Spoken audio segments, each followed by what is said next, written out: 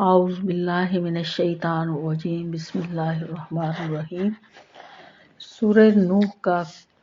ترجمہ پیش خدمت ہے۔ یقیناً ہم نے نوح علیہ السلام کو ان کی قوم کی طرف بھیجا کہ اپنی قوم کو ڈراؤ، اس سے پہلے کہ ان کے پاس دردناک عذاب آ جائے۔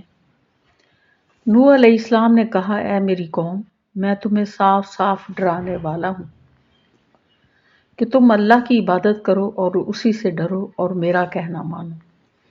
تو وہ خود تمہارے گناہ بخش دے گا اور تمہیں ایک وقت مقررہ تک چھوڑ دے گا۔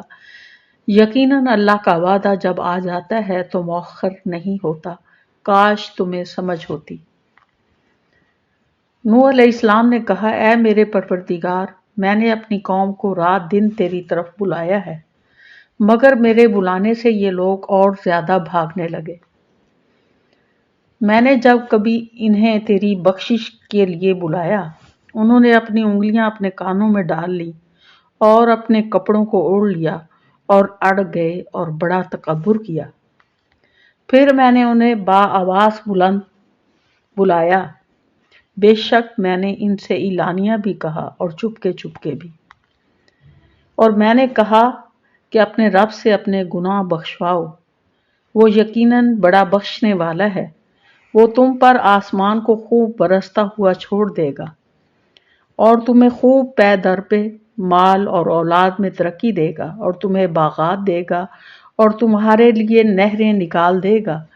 تمہیں کیا ہو گیا ہے کہ تم اللہ کی برتری کا عقیدہ نہیں رکھتے، حالانکہ اس نے تمہیں طرح طرح سے پیدا کیا ہے۔ کیا تم نہیں دیکھتے کہ اللہ نے اوپر تلے کس طرح 7 آسمان پیدا کر دیے اور ان میں چاند کو خوب جگمگاتا بنایا ہے اور سورج کو روشن چراغ بنایا ہے،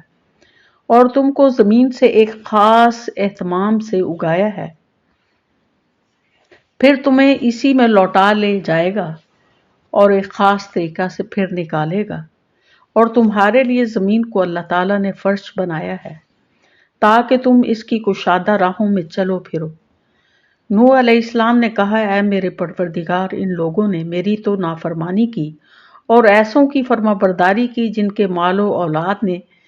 یقیناً نقصان ہی بڑھایا ہے، اور ان لوگوں نے بڑا سخت فریب کیا اور کہا انہوں نے کہ ہرگز اپنے معبودوں کو نہ چھوڑنا، اور نہ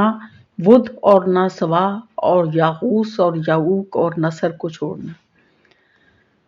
اور انہوں نے بہت سے لوگوں کو گمراہ کیا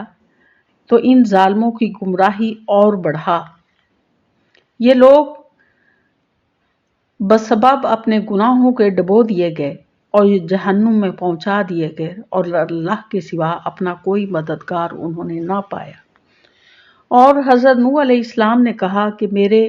اے پالنے والے، تو روئے زمین پر کسی کافر کو رہنے سہنے والا نہ چھوڑ۔ اگر تو انہیں چھوڑ دے گا تو یقیناً یہ تیرے اور بندوں کو